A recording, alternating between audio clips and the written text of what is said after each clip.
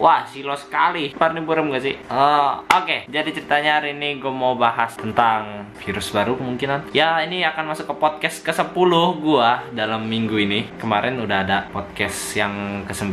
Dan sebelum kita mulai, kalian harus klik subscribe dan lonceng di sebelah subscribe untuk mendapatkan notifikasi jika gue upload video di channel. Terima kasih. Gimana kabar kalian semua? Ini udah minggu kedua atau ketiga? Oh, 2 ya. Minggu kedua kita di karantina. Dan sekarang udah menjadi orang Goa lagi. Goa orang dulu yang tinggal di Goa. Dan ya, kita nggak boleh kemana-mana. Dan ya, ini katanya udah masa inkubasi, dimana kalau kita itu nggak ketahuan gejalanya, cuman akan dicek gitu. Katanya sih, bapak gue sih yang ngomong, jadi ya udahlah. Dan ya, belakangan ini jadi ada virus baru gitu, hantavirus namanya. Dan gue akan menjelaskan itu semua, rangkup secara gampangnya aja sih sebenarnya. Dan ya, nggak terlalu lengkap kemungkinan, karena yang gue dapat informasi hantavirus ini masih sedikit di internet, soalnya yang terkena juga masih sedikit. Kita mulai aja dari apa itu hantavirus. Hantavirus itu adalah virus yang menyebar dari hewan melalui urin, terutama itu hewan tikus, yang semisalnya urinnya itu menempel di debu. Jadi kalau misalnya di tempat yang kotor kayak dapur gitu, kemungkinan kan itu banyak tempat yang banyak debu juga kan. Nah, kemungkinan juga itu pasti ada tikus dong. Nah, kemungkinan di situ urin tikus akan tercampur oleh debu itu. Dan jika kalian menyedot debu itu, nggak nyedot sih, maksudnya kayak kalian menghirup kan, bernafas pasti menghirup nafas kan. Nah, kalian menghirup debu tersebut misalnya, kalian akan terkontaminasi oleh virus tersebut. Tapi yang gua baca dari internet, gue lupa namanya, CDC lah ya, itulah pokoknya.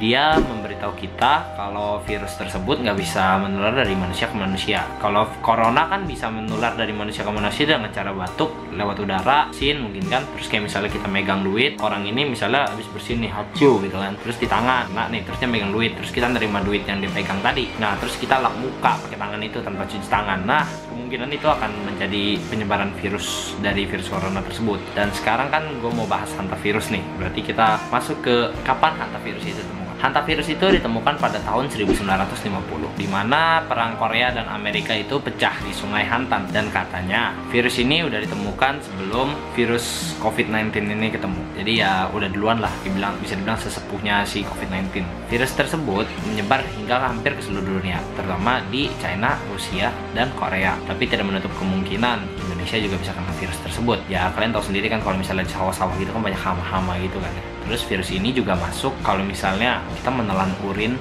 tikus tersebut.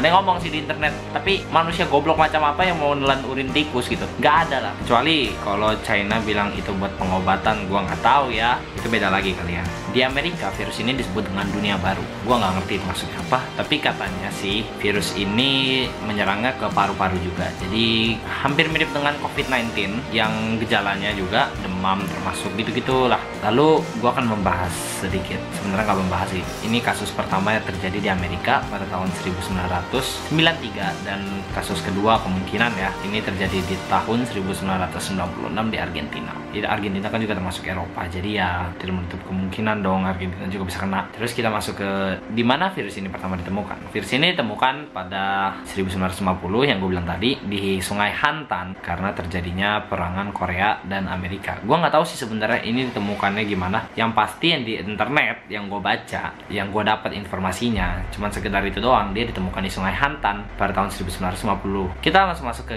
gejalanya. China Global Times menyebut ada satu orang warganya yang terinfeksi virus tersebut. Dia meninggal di perjalanan bus, maksudnya di dalam bus perjalanan ke tempat kerjanya, dan di dalam bus itu ada 32 orang. Nah, katanya sih ya, pemerintah China itu udah mengetes orang itu negatif atau positif terkena hantavirus, tapi sampai sekarang belum dikasih tahu hasilnya bagaimana. Melansir dari liputan6.com, gejala yang timbul dari hantavirus tersebut yang pasti ada demam, nyeri otot, dan kelelahan. Memang ini gejala yang umum, tapi kalau misalnya udah makin parah, kalian bisa merasa pusing, mual, muntah, dan diare. Setelah 4-10 hari, penderita akan mengalami sesak nafas dan batuk. Terus nih katanya, lalu paru-parunya itu dipenuhi cairan. Gua nggak tahu sih cairan apa, yang pasti ya cairan lah pokoknya. Penyembuhan hantavirus masih belum diketahui. Ini seperti coronavirus atau COVID-19 ini, vaksinnya masih belum ditemukan. Kemungkinan besar sih ya kita harus jaga diri dengan cara membersihkan tempat-tempat untuk mencegah hantavirus itu menyebar ke semua orang. Ya penyembuhannya sih belum ada, tapi ya katanya pasien yang langsung dibawa ke UGD dan dipasang kayak alat untuk bantu pernapasan, karena dia kan virusnya bikin sesak napas juga, itu kemungkinan besarnya sembuh. Cuman kalau yang udah terlambat, kemungkinan besarnya